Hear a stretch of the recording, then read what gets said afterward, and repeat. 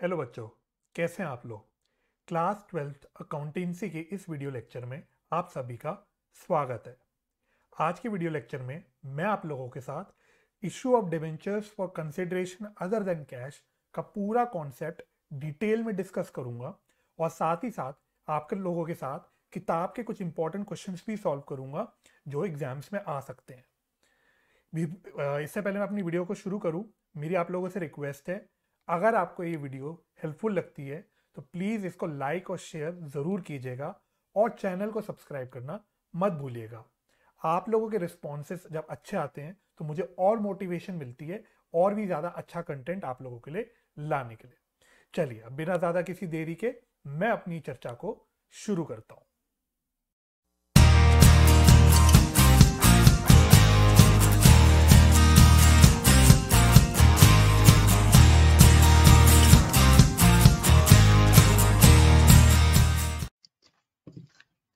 इससे पहले कि हम अपनी की चर्चा करें, मैं आप लोगों के साथ थोड़ा सा कुछ बेस बना देता हूं। जब हम इश्यू ऑफ डिबेंचर्स की बात करते हैं तो जब जो डिबेंचर्स होते हैं वो होते हैं इशू या तो फॉर कैश या for consideration other than cash या फिर इशू एज कोलैटरल सिक्योरिटी। तीनों भी चीजें आप लोगों के सिलेबस में अलग अलग से कॉन्सेप्चुअली कवर होती हैं। इस वीडियो में हम लोग सिर्फ issue of debentures for consideration other than cash की बात करेंगे और आगे की वीडियो में फिर मैं आप लोगों के साथ बाकी चीजें भी डिस्कस करके चलूंगा। ठीक है, चलिए। अब जब मैं इशू ऑफ डिबेंचर्स और कंसिडरेशन अदर देन कैश की बात करता हूं, यहां पे आपके तीन केसेस बन के आ जाते हैं। या तो इशू हो सकता है टू प्रमोटर्स, या हो सकता है इशू टू अंडरराइटर्स, या फिर इशू हो सकता है टू वेंडर्स। अब मैं सीबीएसई के पॉइंट ऑफ व्यू से बोलूं तो जो प्रमोटर्स और अंडरराइटर्स वाला पार्ट है ये उतना इंपॉर्टेंट नहीं है। ऑल्दो आप लोगों की किताब में दे रखा है लेकिन इतना important exam point of view से नहीं है, फिर भी थोड़ा आपको ऊपर ऊपर से आइडिया होना चाहिए। लेकिन एग्जाम पॉइंट ऑफ व्यू से जो इंपॉर्टेंट है वो है issue of debentures to vendors. तो ये जरूर आपको करना है, ये बहुत ही इंपॉर्टेंट है। काफी चांसेस है यहां से क्वेश्चन आने के आपके एग्जाम्स। जब मैं issue of debentures to vendors की बात करता हूं तो इश्यू हो सकता है या तो फॉर परचेज ऑफ एसेट, यानी मेरी कंपनी ने अगर कोई एसेट खरीदे तो उस एसेट के परचेज के अगेंस्ट हम डिबेंचर्स इशू कर लेते हैं, कंपनी डिबेंचर्स इशू कर लेती है। सिमिलरली या फिर हो सकता है फॉर परचेज ऑफ बिजनेस, यानी कि एक कंपनी जब दूसरी कंपनी का पूरा बिजनेस ही परचेज कर देती है तो भी वो डिबेंचर्स इशू कर सकती है। और ये कॉन्सेप्ट बिल्कुल सिमिलर है जो आप लोगों ने टर्म 1 में अकाउंटिंग फॉर शेयर कैपिटल के कॉन्सेप्ट में करा था, बिल्कुल वैसा ही ये कॉन्सेप्ट चलता है। चलिए, एक एक करके सारी चीजें डिस्कस कर लेते हैं। और बिफोर मैं आगे बढ़ूं मैं आप लोगों को बता देता हूं कि जो भी यहाँ पे मैंने नोट्स बना रखे हैं, आप लोग चाहें तो वीडियो पॉज करके उसका स्क्रीनशॉट ले सकते हैं या अपने पास जहां पे भी नोटिंग कर सकते हैं, जैसे भी आप लोगों को कंफर्टेबल लगे। चलिए, सबसे पहले हम बात करते हैं issue of debentures to promoters की। तो जब हम प्रमोटर्स को इशू करते हैं तो हमें क्या क्या करना होता है। अब प्रमोटर्स कौन होते हैं ये आप लोगों ने टर्म 1 में पढ़ा है, मुझे कमेंट सेक्शन में जरूर बताना कि प्रमोटर्स का मीनिंग क्या होता है।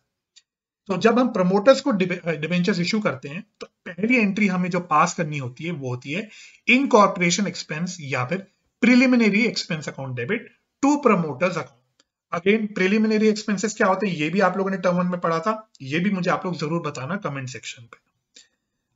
तो पहली एंट्री हम बेसिकली जो प्रमोटर्स को हम देते हैं तो उसको हम लोग प्रीलिमिनरी एक्सपेंसेस की तरह ट्रीट करते हैं और प्रमोटर्स को क्रेडिट कर देते हैं, क्योंकि अब हमें कुछ प्रमोटर्स को की तरफ हमारी कुछ ऑब्लिगेशन आ गई है, तो एक प्रकार से हमारी लाइबिलिटी हो गई है। फिर सेकेंड एंट्री में हम लोग प्रमोटर्स को डिबेंचर्स इशू कर देते हैं, तो हमारी लाइबिलिटी एक प्रकार से खत्म हो जाती है, तो प्रमोटर के अकाउंट को डेबिट कर देते हैं और हम लोग जो डिबेंचर्स इशू कर रहे हैं उसकी एंट्री कर देते हैं, यानी परसेंटेज डिबेंचर्स अकाउंट को क्रेडिट कर देते हैं।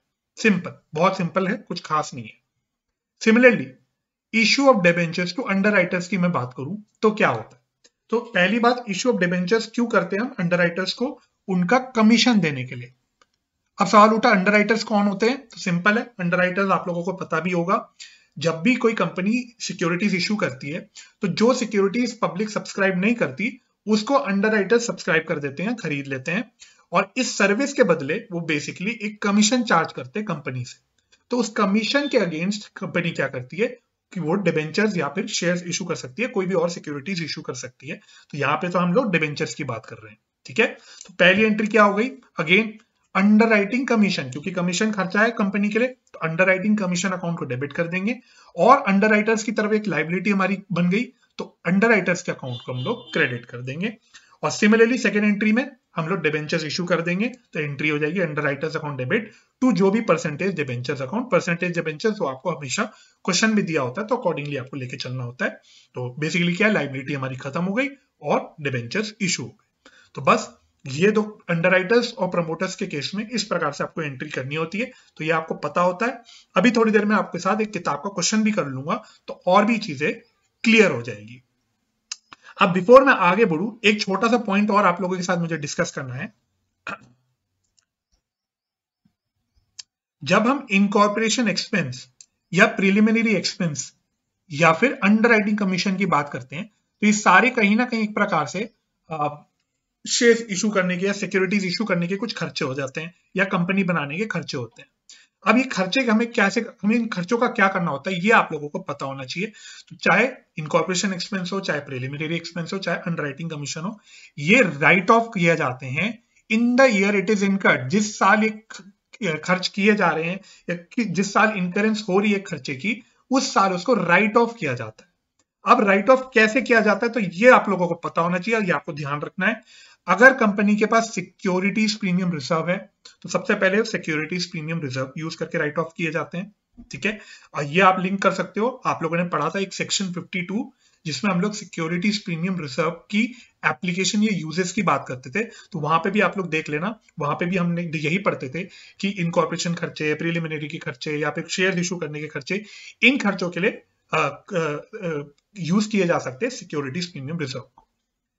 अच्छा, सिक्योरिटीज प्रीमियम रिजर्व करने के बाद अगर कंपनी के पास कोई कैपिटल रिजर्व है, तो फिर वो कैपिटल रिजर्व भी यूज किया जा सकता है। और ये सब करने के बाद अगर तब भी खर्चा कुछ बच जाता है, तो नॉर्मली बाकी खर्चे जैसे आप प्रॉफिट एंड लॉस में दिखाते हो, वैसे ही प्रॉफिट एंड लॉस के थ्रू उसको राइट ऑफ किया जाता है। और आप लोगों को ये बात पता है कि कंपनीज के केस में हम लोग प्रॉफिट एंड लॉस अकाउंट नहीं बोलते, हम लोग statement of profit and loss बोलते हैं, इसलिए यहाँ पे लिख दिया मैंने statement of profit and loss. तो इसी ऑर्डर में आपको इन खर्चों को राइट ऑफ करना है। तो क्वेश्चन में अगर आपको सिक्योरिटीज प्रीमियम रिजर्व और कैपिटल रिजर्व की इंफॉर्मेशन दे रखी होगी, तो पहले आप उसको यूज करोगे, और उसके बाद भी अगर कोई खर्चा बच जाएगा, तो आप लोग बचा हुआ खर्चा statement of profit and loss के थ्रू राइट ऑफ कर दोगे। और अगर क्वेश्चन में आपको सिक्योरिटीज प्रीमियम रिजर्व और कैपिटल रिजर्व की कोई इंफॉर्मेशन ही नहीं दे रखी, तो सिंपली आपको statement of profit and loss के थ्रू खर्चे को राइट ऑफ कर देना है, ठीक है। ये भी अभी मैं दिखाऊंगा आपको, जब हम क्वेश्चन करेंगे तो हम इसको वहां पे यूज करके अप्लाई कर लेंगे, ताकि और आप लोगों को क्लियर हो जाए, ठीक है। तो हमने पहले दो बातें डिस्कस कर ली, issue of debentures to promoters and issue of debentures to underwriters. अब हम लोग इंपॉर्टेंट वाले पार्ट पे चलते हैं, issue of debentures to vendors, ठीक है। तो ये आपको 100% करके जाना है, काफी चांसेस है यहां से क्वेश्चन बनने के, आ ही जाता है क्वेश्चन। इवन जब हम accounting for share capital term 1 में पढ़ते थे, वहां भी मैं आपको बोलता था कि बहुत इंपॉर्टेंट है ये, और यहाँ पे भी ये काफी इंपॉर्टेंट हो जाता है, ठीक है। अच्छा, अब यहाँ पे जो एंट्रीज है बिल्कुल सेम है जो आपने अकाउंटिंग फॉर शेयर कैपिटल में पढ़ी थी। अगर आप लोगों को याद होगा तो आपको बिल्कुल सारी चीजें सेम लगेगी। जैसे कि पहली मैं बात करता हूं, अगर हम लोग परचेज कर रहे हैं, अगर कंपनी एसेट परचेज कर रही है, तो क्या एंट्री हो जाएगी, सिंपल है भाई, sundry asset account debit. Asset आता है तो एसेट डेबिट होता है, आप लोगों को पता है। और वेंडर, जिससे भी हमने एसेट खरीदा है, उसके अकाउंट को क्रेडिट कर देंगे, क्योंकि उसकी तरफ हमारी एक लायबिलिटी हो गई। और अमाउंट में जो भी एग्रीड वैल्यू आपको गिवन होगा, वो लेके आपको चलना है, सिंपल। अच्छा, व्हाट इफ अगर मैं परचेज कर रहा हूं बिजनेस, अगर कंपनी बिजनेस पूरी परचेज कर रही है, तो क्या एंट्री करनी होती है, तो वो एंट्री भी आप देख लीजिएगा। जब बिजनेस परचेज करते हैं, तो बेसिकली क्या होता है, कंपनी दूसरे बिजनेस की एसेट्स ले लेती है और उनकी लायबिलिटीज भी टेक ओवर कर देती है। तो एसेट्स आ गए, सन्ड्री एसेट्स को हमने डेबिट कर दिया, और इंडिविजुअली है ना, तो आपको जो भी एसेट अगर अलग अलग से दिया होगा, प्लांट एंड मशीनरी दिया होगा, स्टॉक दिया होगा, डेटर्स दिया होगा, जो भी आपको एसेट्स दिए होंगे, तो वो अलग अलग से आपको डेबिट करने हैं, और अमाउंट में आपको जो भी एग्रीड वैल्यू होगी वो लेके चलनी है, ठीक है। ध्यान रखना, जिस बिजनेस का हम लोग एसेट खरीद रहे हैं, उसकी बुक्स में वो एसेट की क्या वैल्यू है, इससे हमें कोई मतलब नहीं। जो हमने एग्रीड वैल्यू ले रखी है, हमने जो सामने वाले बिजनेस के साथ वैल्यू एग्री कर रखी है, हमें उस वैल्यू से मतलब है। तो जो भी एग्रीड वैल्यू की हमें वही देना है। अगर एग्जाम में आपको क्वेश्चन में कंफ्यूज करने के लिए बिजनेस की बुक वैल्यू की भी अमाउंट दे देता है और एग्रीड वैल्यू भी दे देता है, तो आपको याद रखना है, आपको हमेशा एग्रीड वैल्यू लेके चलना है, इस बात का गौर आपको रखना है। सिमिलरली लाइबिलिटीज टेक ओवर कर दी, तो लाइबिलिटीज क्या होती हैं? क्रेडिट होती हैं। इंडिविजुअली हम लोग सारी लाइबिलिटीज को क्रेडिट कर देंगे। अगेन जो भी लाइबिलिटीज आपको दी होगी, लोन दिया होगा, क्रेडिटर्स दिया होगा, या कोई खर्चा एक्सपेंस पेएबल दिया होगा, तो जो भी लाइबिलिटीज आपको दी होगी वो आपको इंडिविजुअली क्रेडिट करनी है। और यहाँ पे भी आपको ध्यान रखना है एग्रीड वैल्यू ही लेके चलना है, ठीक है, सेम वे में आपको एग्रीड वैल्यू लेके चलना है। अच्छा, अब इन चीज जो हमने बिजनेस खरीदा, इसके अगेंस्ट एक एग्रीड परचेज कंसिडरेशन की वैल्यू आपको जनरली गिवन होती है। जो भी एग्रीड परचेज कंसिडरेशन, यानी जितने प्राइस में हम लोग बिजनेस खरीद रहे हैं, जिस वैल्यू पे हम लोग बिजनेस खरीद रहे हैं, उस कंसिडरेशन को हमको क्रेडिट कर देना है टू वेंडर अकाउंट के नाम से, ठीक है। तो यहाँ पे क्या आ जाएगी आपकी एग्रीड परचेज कंसिडरेशन, पीसी मतलब प्रियंका चोपड़ा नहीं है भाई, पीसी मतलब हो गया परचेज कंसिडरेशन, ठीक है। अब ये सब कारनामे करने के बाद, ये पूरी एंट्री करने के बाद आप लोगों को रियलाइज होगा कि ये एंट्री आपकी मैच मोस्टली नहीं करेगी, ये जनरल एंट्री आपकी मैच नहीं करेगी। या तो आपका बैलेंसिंग फिगर इधर बच के कुछ आ जाएगा, या फिर आपका बैलेंसिंग फिगर इधर बच के आ जाएगा। मुझे उम्मीद है अब आप लोगों को ये चीज याद होगी कि अगर यहां पे यानी डेबिट साइड पे बैलेंसिंग फिगर बच के आता है, तो इसको हम लोग बोल देते हैं गुडविल अकाउंट। बेसिकली क्या हो जाती है आप लोगों की परचेज गुडविल हो जाती है। This is your purchase goodwill, इसलिए हम इसको रिकॉर्ड भी कर देते हैं। सिमिलरली अगर परचेज कंसिडरेशन आपकी बैलेंसिंग फिगर आपकी अगर क्रेडिट साइड बच के आती है, तो उसको हम बोल देते हैं कैपिटल रिजर्व, ठीक है। तो जब आप ये एंट्री पास करोगे, तो जो भी आपकी बैलेंसिंग फिगर जहां भी बच रही होगी, आपको अकॉर्डिंगली यहाँ पे गुडविल या कैपिटल रिजर्व लेके चलना है, ठीक है। अब मैं इसी बात को दूसरी तरीके से भी आपको एक बार बता देता हूं, क्योंकि आपसे एग्जाम में वैसे भी पूछा जा सकता है। सबसे पहली बात, जब हम सन्ड्री एसेट्स और लाइबिलिटीज की बात करते हैं, तो sundry assets minus sundry liabilities जो टेक ओवर हो रही है, इसकी नेट फिगर को हम लोग बोल देते हैं नेट एसेट्स। तो अगर मैं बोल रहा हूं 1000 रुपए के एसेट लिए, 200 रुपए की लाइबिलिटी ली, तो यानी नेट एसेट्स मेरे निकल के आ जाएंगे 1000 माइनस 200 दैट इज 800। अब अगर आपके, मैं इसको इधर लिख देता हूं, अगर आपके नेट एसेट्स ज्यादा है एग्रीड परचेज कंसिडरेशन से,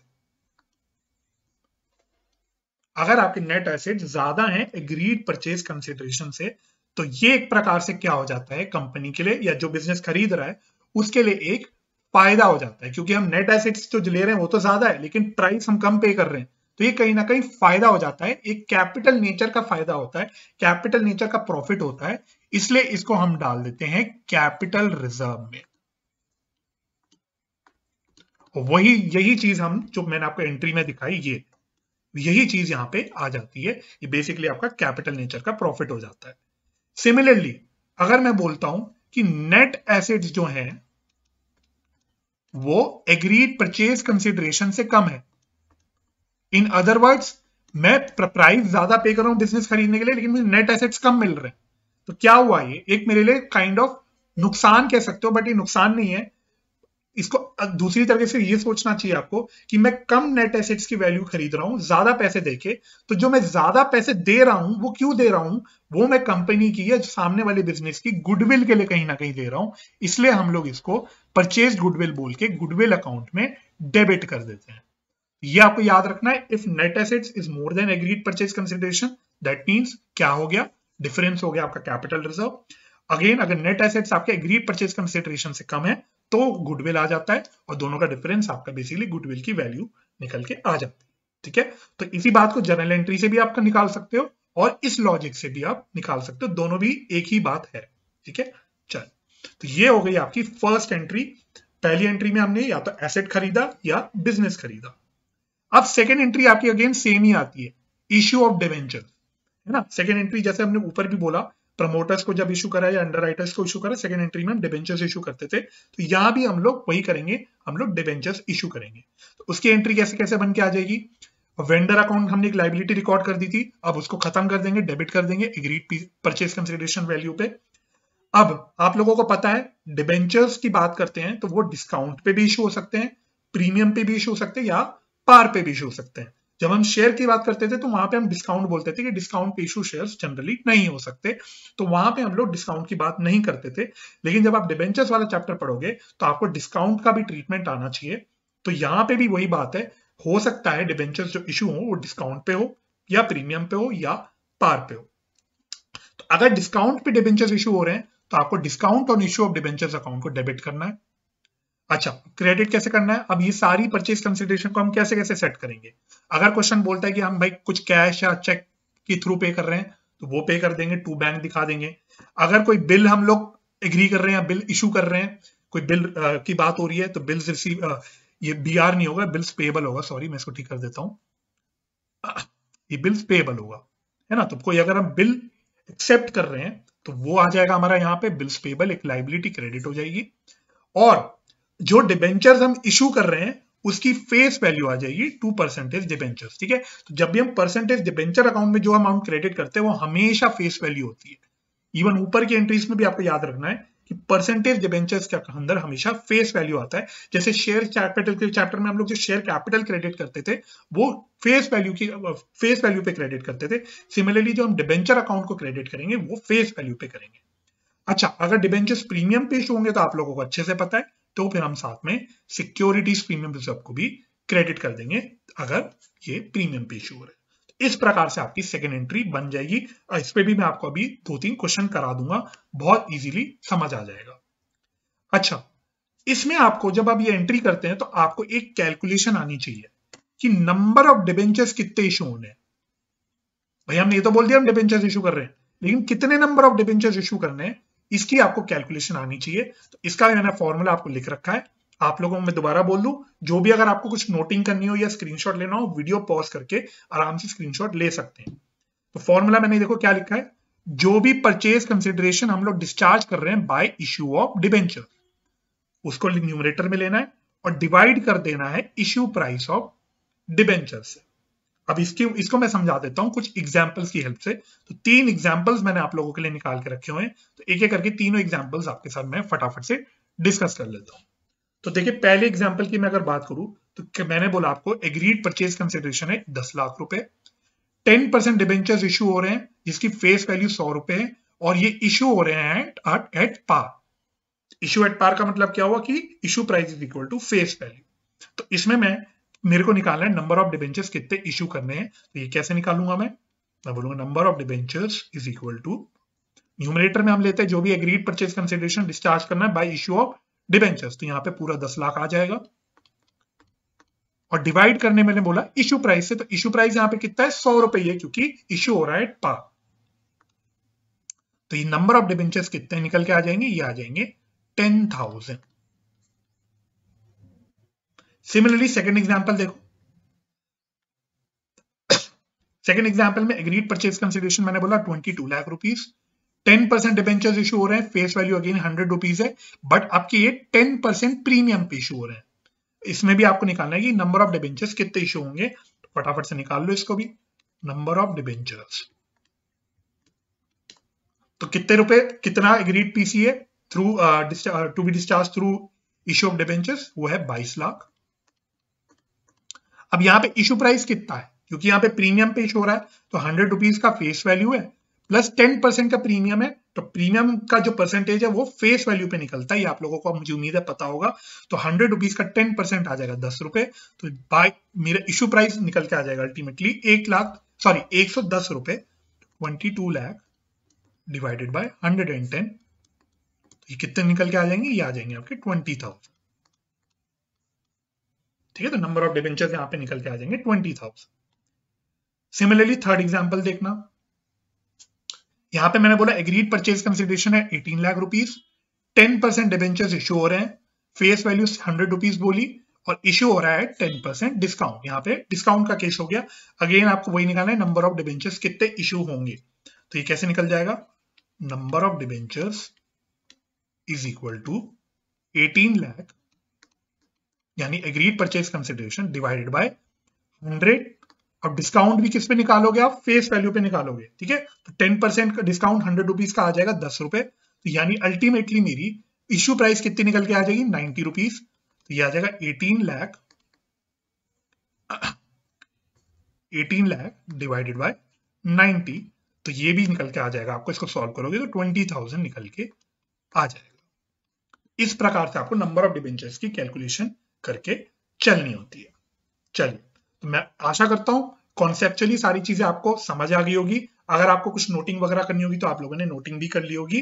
अब आप लोग तैयार हो जाइए, हम लोग किताब के 2-3 क्वेश्चंस कर लेंगे और हमारा पूरा ये वाला कॉन्सेप्ट खत्म हो जाएगा बड़े आराम से। चल,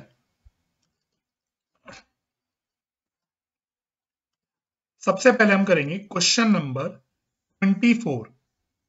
क्वेश्चन नंबर 24, ये टीएस गरेवाल जी की बुक है। पेज नंबर है आपका 10.66, ठीक है। तो मैं पेज नंबर लिख लेता हूं 10.66। चल, क्वेश्चन कहता है Grown Limited issued 500 debentures 10% debentures of ₹1,000 each credited as fully paid up to the promoters.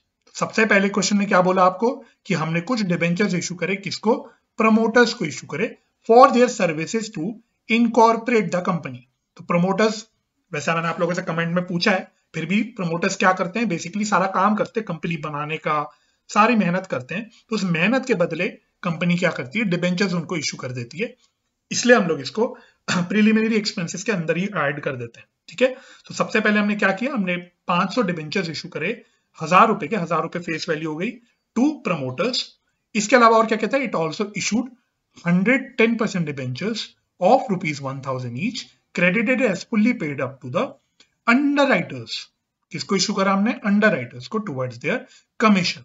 Commission पे करने के लिए हमने अंडरराइटर्स को भी कुछ डिबेंचर्स इशू करे। क्वेश्चन कह रहा है पास द जर्नल एंट्रीज, ठीक है। तो फटाफट से जो हमने पहले 2 केस पढ़े, दोनों केसेस में कवर हो रहे हैं, तो ये करके मैं सबसे पहले आपको दिखा देता हूं। अगेन मैं बोल रहा हूं सीबीएसई के पॉइंट ऑफ व्यू से, एग्जाम पॉइंट ऑफ व्यू से बहुत कम चांसेस होते हैं इससे आने के। अगेन स्टिल आपको थोड़ा बहुत आइडिया होना चाहिए कि आपको एंट्रीज कैसे पास करनी है। चले, तो मैं अपनी स्क्रीन पे वापस आ जाता हूं।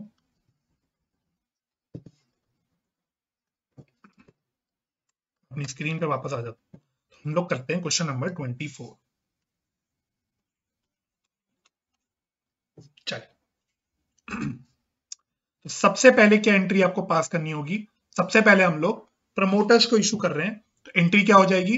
आप कुछ भी लिख सकते हो, इनकॉर्पोरेशन एक्सपेंसेस या फिर प्रीलिमिनरी एक्सपेंसेस, जो आपको अच्छा लगे आप वो लिख लेना, एक ही बात होती है दोनों। Expenses account debit to promoters account, to promoters account. Amount कितना आ जाएगा?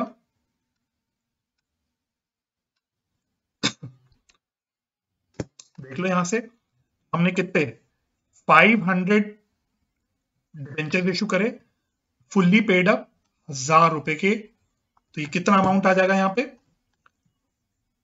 500 इंटू 1,000,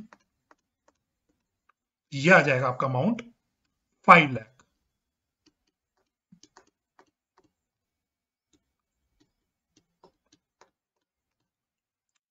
नेक्स्ट, सेकेंड एंट्री में हम लोग क्या करते हैं? हम लोग डिबेंचर्स इशू कर देते हैं। तो क्या एंट्री हो जाएगी? प्रमोटर्स अकाउंट डेबिट टू कितने परसेंट डिबेंचर्स है, ये आपको हमेशा ध्यान से देख लेना है क्वेश्चन में। यहाँ पे 10% डिबेंचर्स आप देख सकते हो, ये आ जाएगा 10% डिबेंचर्स अकाउंट। तो हमने प्रमोटर्स को 5 लाख रुपए के डिबेंचर्स इशू कर दिए और हमारा काम खत्म हो गया। सिमिलरली अभी एंट्री हमें और भी करनी है। अब हमने इसके अलावा अंडरराइटर्स को डिबेंचर्स इशू करे, तो क्या एंट्री हो जाती है? Underwriting commission account debit to underwriters account. सबसे पहले मैंने एक खर्चा रिकॉर्ड कर दिया, कोरस्पॉन्डिंगली एक लाइबिलिटी रिकॉर्ड कर दी। अब यहाँ कितना अमाउंट आएगा फटाफट से देख लो क्वेश्चन में। यहाँ बोला है इन्होंने 100 डिबेंचर्स इशू करे, हमने यहाँ पे 100 डिबेंचर इशू करे, वो भी 1000 रुपए के। तो क्या आ जाएगा यहाँ पे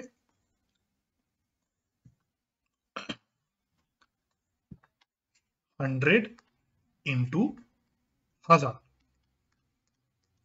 दैट मीन्स 1 लाख।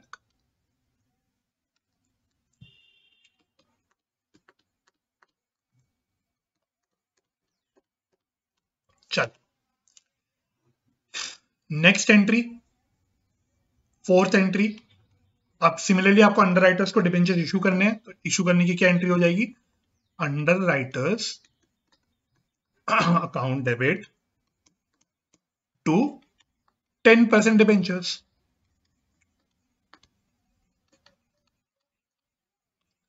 1 लाख रुपए के हमने क्या करे, डिबेंचर्स इशू कर दिया और हमारा ये काम भी खत्म हो गया।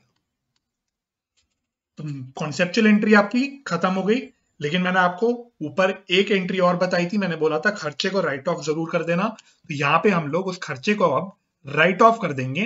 अब इस क्वेश्चन में आपको सिक्योरिटीज प्रीमियम रिजर्व या कोई कैपिटल रिजर्व की इंफॉर्मेशन नहीं दी गई है, तो सारा खर्चा जो भी है आप अपना statement of profit and loss के थ्रू राइट ऑफ कर सकते हो। तो उसकी क्या एंट्री मैंने आपको बताई है, statement of profit and loss account debit to, एक मेरा है प्रिलिमिनरी खर्चा और एक मेरा है अंडर राइटिंग कमीशन का खर्चा।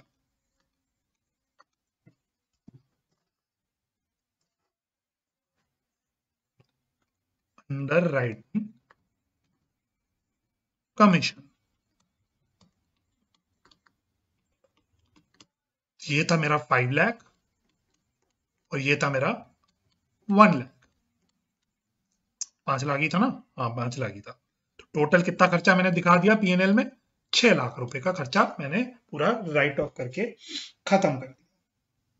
चलो इस प्रकार से आपको अगर प्रमोटर्स या अंडरराइटर का केस आता है, इस प्रकार से आपको एंट्रीज कर देनी है। ऑफ कोर्स नरेशंस के साथ प्रॉपर्ली एंट्री करनी है, तो आई बिलीव आप नरेशंस लिख सकते हो, है ना। कुछ नहीं करना होता नरेशंस में, आपको सिर्फ इंग्लिश में जो चीज आप कर रहे हो वही चीज आपको लिखनी है ना। तो आप अपनी भाषा में नरेशंस लिख सकते हो, लेकिन लिखना जरूर है, इस बात का आपको ध्यान रखना है। टर्म 2 आपका पूरा डिस्क्रिप्टिव एग्जाम है, सब्जेक्टिव एग्जाम है, तो proper presentation formats with narrations आपको सारे काम करने हैं, ठीक है। तो इस बात को आपको अच्छे से प्रैक्टिस करके चलनी है अपने आप से, ठीक है। चलो अब हम करते हैं अगला क्वेश्चन जो मैंने आप लोगों के लिए छांट के रखा हुआ है, क्वेश्चन नंबर 15। नेक्स्ट क्वेश्चन है हमारा क्वेश्चन नंबर 15, पेज नंबर भी मैं लिख लेता हूं साथ साथ, 10.65 पेज नंबर है आपका 10.65। लेटेस्ट टीएस गरेवाल बुक की हम लोग एडिशन को फॉलो कर रहे हैं। मैं आपके सामने क्वेश्चन खोल लेता हूं, क्वेश्चन नंबर 15। चल तो क्वेश्चन नंबर 15 क्या कहता है, B limited issued 9% debentures of ₹100 each at a premium of कितना 20% to vendors for purchase of plant costing ₹6 lakh, pass the necessary journal entry for the payment to vendors. तो आपको सारी entries pass करनी है। तो हमने कुछ वेंडर्स को इशू करे debentures eight a premium of 20%। क्यों खरीदे, हमने एक एसेट खरीदा है, प्लांट खरीदा है, ठीक है। तो ये परचेज ऑफ एसेट का केस हो गया। तो फटाफट से कर लेते हैं इसकी एंट्री, आ जाओ जी। तो पहली एंट्री मैंने आपको क्या बताई, एसेट रिकॉर्ड करने की एंट्री। तो क्या एंट्री हो जाएगी, तो आप अपने पास ही रखता हूं इधर। तो हमने खरीदा क्या है भाई, प्लांट खरीदा है ना, तो प्लांट एंड इक्विपमेंट लिख देता हूं, खाली प्लांट भी लिख सकते हो, मैं प्लांट एंड इक्विपमेंट अकाउंट लिख रहा हूं। तो plant and equipment account debit to vendor account. अब वेंडर का कोई नाम नहीं दे रखा तो मैं वेंडर लिख रहा हूं, अगर जो भी नाम दिया होता है तो हम उसका नाम लिख देते हैं। तो ये कितने रुपए की हमने खरीदी है, ये खरीदी है हमने कितनी कितनी कितनी 6 लाख रुपए की, 6 lakh.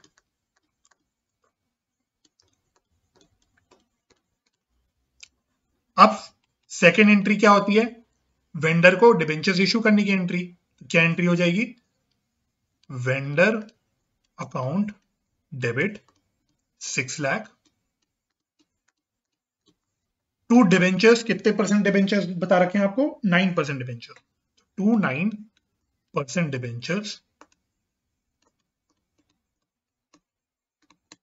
To securities premium reserve. Exam में भाई पूरा लिख के आना है आपको, एसपीआर मत लिख के आ जाना। बहुत बच्चे एसपीआर लिख के अपना एग्जाम में भी लिख के आ जाते हैं। ये सब कारनामे नहीं करने आपको, एग्जाम में कोई शॉर्टकट नहीं करना, कहीं पे भी एग्जामिनर को स्कोप नहीं देना मार्क्स काटने का, ठीक है। तो पूरा प्रॉपरली लिखना है, प्रॉपर फॉर्मेट, प्रेजेंटेशन, नरेशन, सारी चीजों की आपको प्रैक्टिस करनी होगी, ताकि एग्जाम में आप एक भी नंबर कटने का स्कोप ना छोड़ के आ पाओ, ठीक है। चलो, अब यहाँ पे अमाउंट कैसे कैसे आएगा, तो यहाँ पे हमको क्या कैलकुलेशन करनी पड़ेगी, हमको number of debentures to be issued की कैलकुलेशन करनी पड़ेगी। तो इसकी तो मैंने आप लोगों को एग्जाम्पल्स की हेल्प से वैसी प्रैक्टिस करा दी थी। तो number of debentures to be issued कितना होगा, जो भी एग्रीड परचेज कंसिडरेशन है, मेरे इस केस में 6 लाख रुपए, डिवाइडेड बाय इश्यू प्राइस।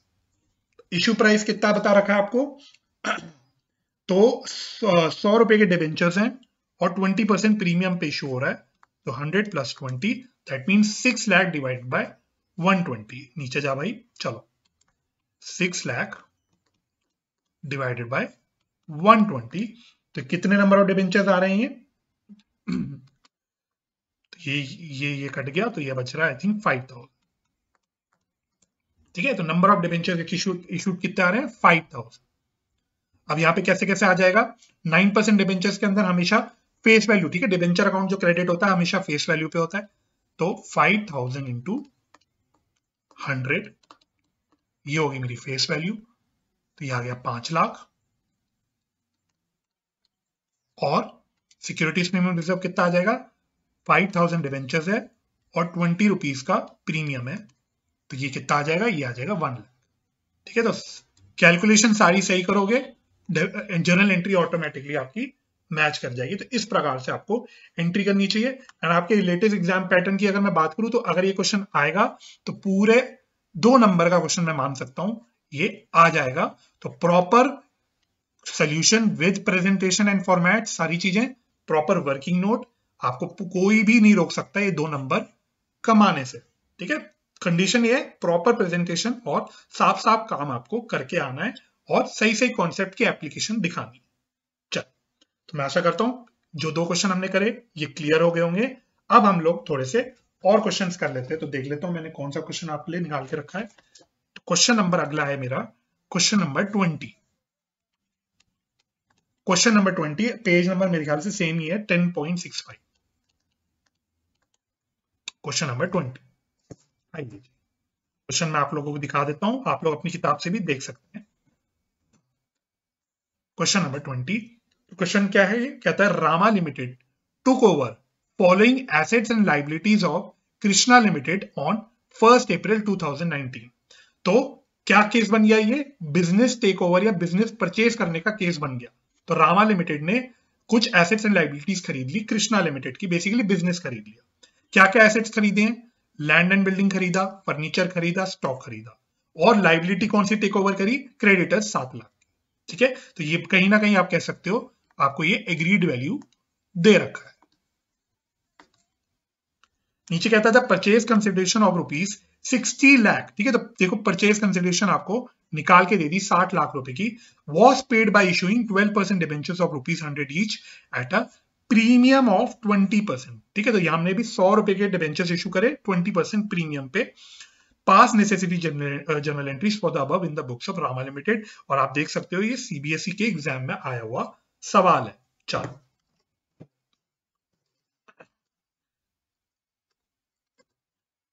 फटाफट से इस क्वेश्चन को भी कर लेते हैं। पहली एंट्री क्या होती है, हम लोग जब बिजनेस परचेज करते हैं तो पूरी जो बिजनेस हम परचेज कर रहे हैं एसेट्स और लायबिलिटीज वाली एंट्री हो जाती है। अब क्या क्या एंट्री, क्या क्या लायबिलिटीज हमने, सॉरी क्या क्या एसेट्स हमने लिए हैं, तो एक हमने लिया लैंड एंड बिल्डिंग, तो एंट्री हो जाएगी land and building account debit, कितनी वैल्यू के लिए हमने, 50 लाख की।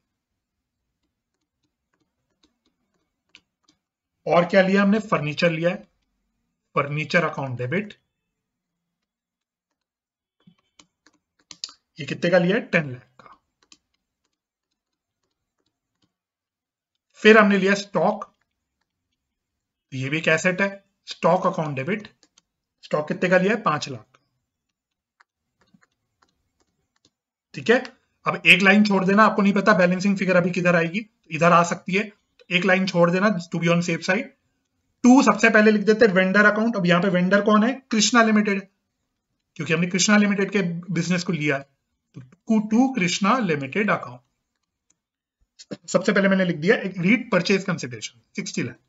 ऐसा कुछ नहीं, आप लाइबिलिटी भी लिख सकते हो, मैंने अभी लिख दिया कृष्णा लिमिटेड, आप पहले लाइबिलिटी भी दिखा सकते हो। एक लाइबिलिटी हमने ली है क्रेडिटर्स की, तो वो आप यहां पे दिखा देना, ये कितना है? 7 लाख।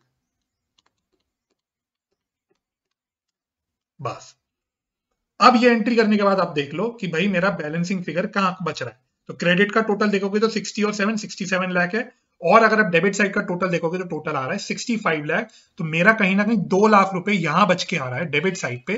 तो इसको मैं क्या बोल दूंगा? इसको मैं बोल दूंगा गुडविल अकाउंट, इसको मैं बोल दूंगा गुडविल अकाउंट। तो ये क्या है मेरा? कहीं ना कहीं ये मेरा है बैलेंसिंग फिगर। करेक्ट, बिल्कुल ठीक। चलो अब सेकेंड एंट्री तो इजी वाली एंट्री, हमको बेसिकली डिबेंचर्स अब इशू करने हैं। तो किसको इशू करने हैं? कृष्णा लिमिटेड को। तो कृष्णा लिमिटेड को जो हमें देने थे पैसे, वो हम डिबेंचर्स इशू करके दे रहे हैं, तो ये लाइबिलिटी मेरी खत्म हो गई 60 लाख रुपीस की। और क्वेश्चन ने और कुछ नहीं बोला, उसने बोला सिर्फ डिबेंचर्स इशू हो रहे हैं। तो 2 कितने परसेंट डिबेंचर्स है? एक बार मैं देख लूं, 12% डिबेंचर्स है, तो 12% डिबेंचर्स अमाउंट अभी निकाल लेंगे। और ये प्रीमियम पे इशू हो रहे हैं, तो यहां पे क्या आ जाएगा? 2 सिक्योरिटीज प्रीमियम रिजर्व। ठीक है, अब इसकी कैलकुलेशन कर लो मेरे साथ साथ फटाफट से। नंबर ऑफ डिबेंचर्स कितने इशू होंगे? Number of debentures to be issued, formula लगा लो, agreed purchase consideration to be discharge through issue of debentures यानी 60 lakh divided by issue price. Issue price क्या है? 100 रुपए का फेस वैल्यू है, और 20% प्रीमियम है, यानी 20 रुपए का प्रीमियम है। तो ये कितना निकल के आ जाएगा? ये आ जाएगा 60 लाख डिवाइडेड बाय 120, तो ये 0 से 0 कट गया, 12 5 60 और 4 बार 0, आ जाएगा 50,000, दैट मींस 50,000। तो नंबर ऑफ डिबेंचर्स कितने इशू होने? 50,000। और इसको कैसे कैसे दिखा दोगे? 12% डिबेंचर्स अकाउंट में क्रेडिट तो फेस वैल्यू होता है तो 50,000 इंटू 100, और यहां आ जाएगा प्रीमियम वाला हिस्सा, यानी 50,000 इंटू 20 रुपए। तो ये कितना आ गया? 50 लाख और 10 लाख।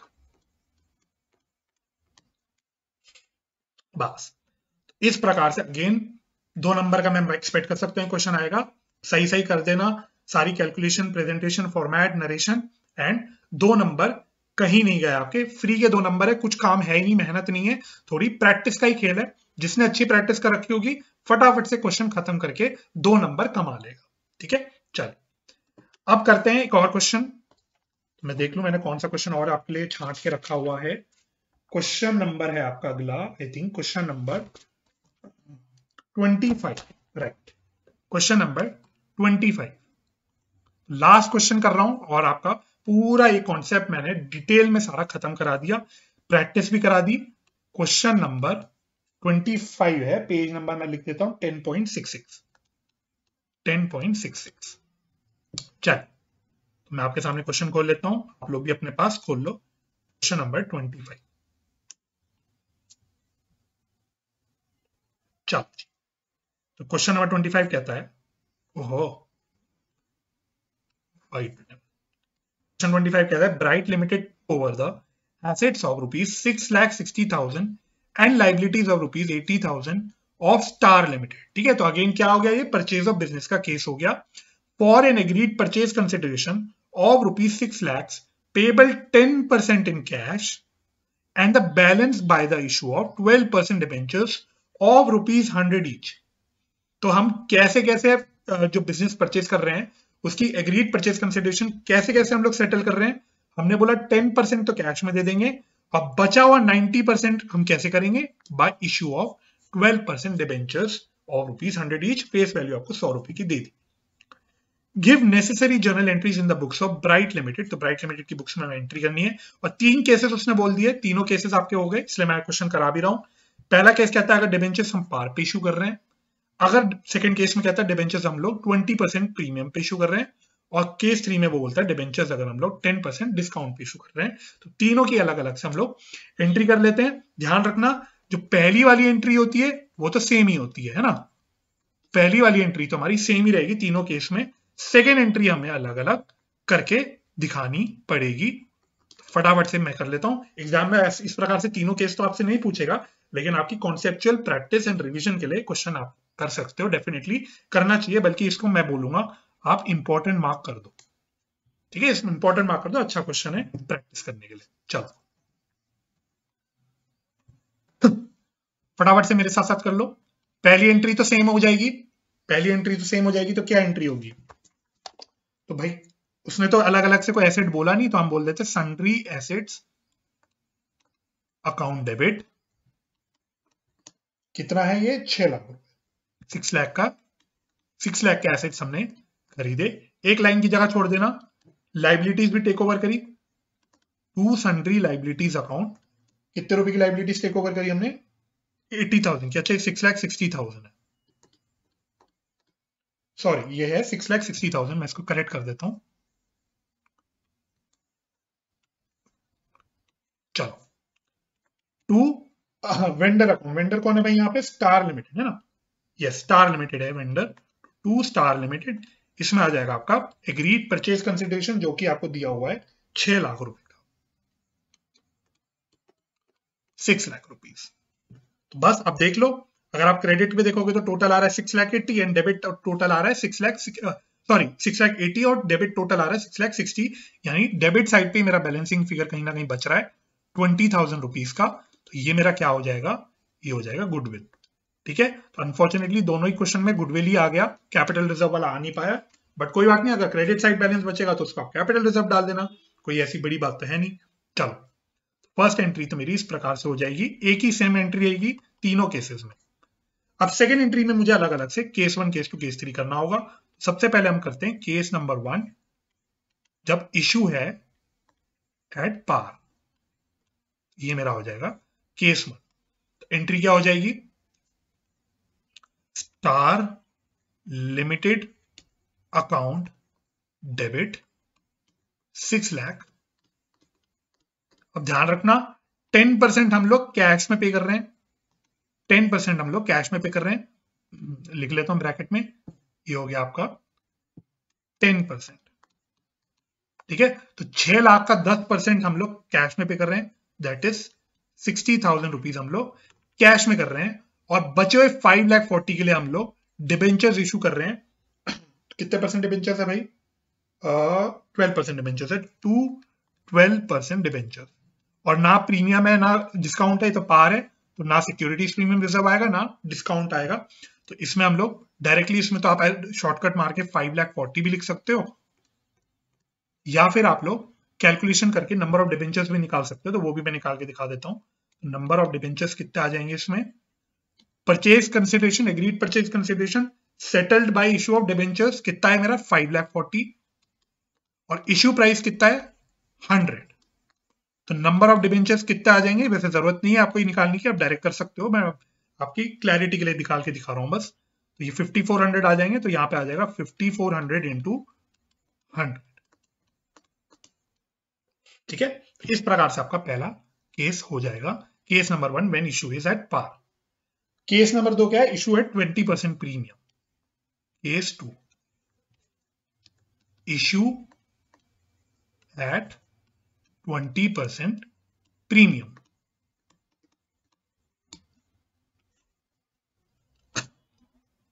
इसमें क्या एंट्री हो जाएगी, वही स्टार लिमिटेड को डेबिट करना ही है, स्टार लिमिटेड अकाउंट डेबिट कितना है, 6 लाख।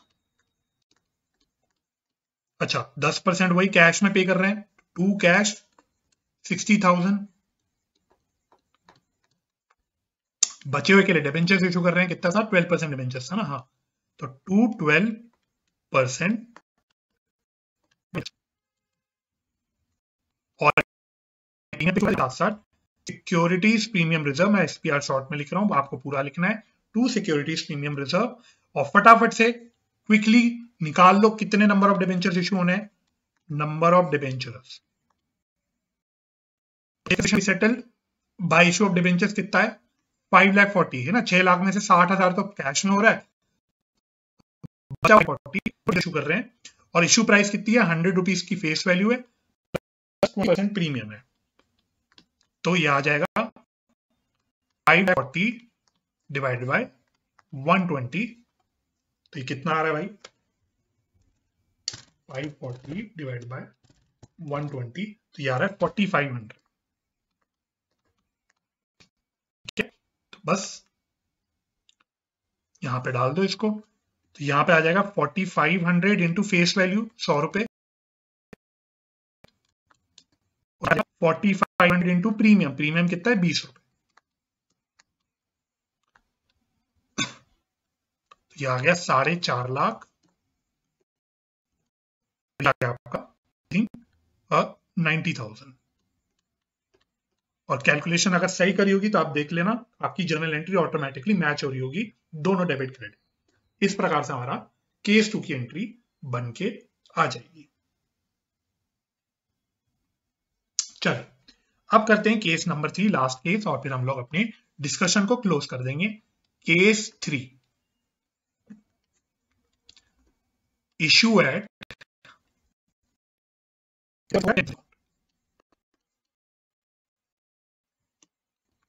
Issue at 10% discount. इसकी एंट्री क्या हो जाएगी, स्टार लिमिटेड को तो डेबिट करना ही है, तो star limited account debit 6 lakh, और आपके डिस्काउंट पे इशू हो रहा है, तो डिस्काउंट ऑन इशू डेबिट हो जाएगा, तो डिस्काउंट ऑन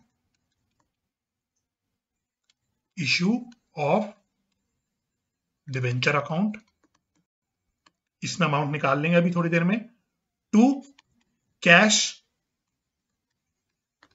तो ये तो पता ही है 60,000 रुपीज हम कैश में पे कर रहे हैं, 10%, टू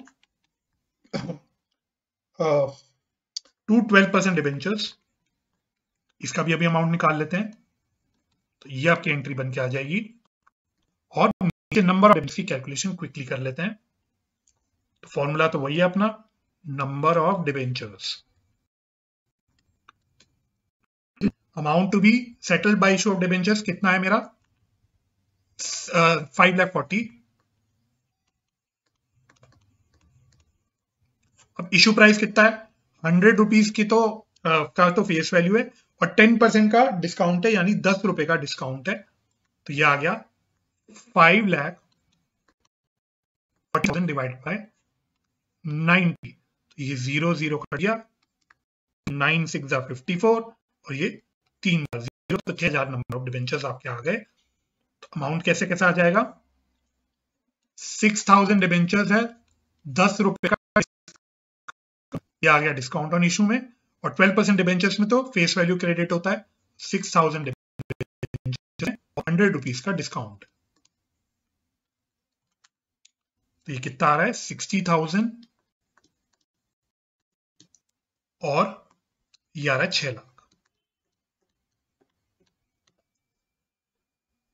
तो इस प्रकार से आपकी एंट्री बन के आ जाएगी तीनों केसेस की। This was the full concept of issue of debentures for consideration other than cash. 100% concept coverage with question practice मैंने इस वीडियो में आपके साथ किया है। अगर आपको ये वीडियो हेल्पफुल लगी हो, मेरी ये मेहनत आपको काम की लगी हो, तो प्लीज मैं आपसे अगेन रिक्वेस्ट करूंगा, चैनल को सब्सक्राइब कर लीजिएगा, वीडियो को लाइक शेयर जरूर कीजिएगा, ताकि मुझे और मोटिवेशन मिले इसी प्रकार से आप लोगों के लिए कंटेंट लाने के लिए। और बाकी मेरी इस वीडियो में मेरे साथ जुड़ने के लिए बहुत बहुत धन्यवाद। बहुत जल्दी आगे की मैं चर्चा को बढ़ाऊंगा, आगे के कॉन्सेप्ट्स की और वीडियोस लेके आऊंगा आप लोगों के लिए।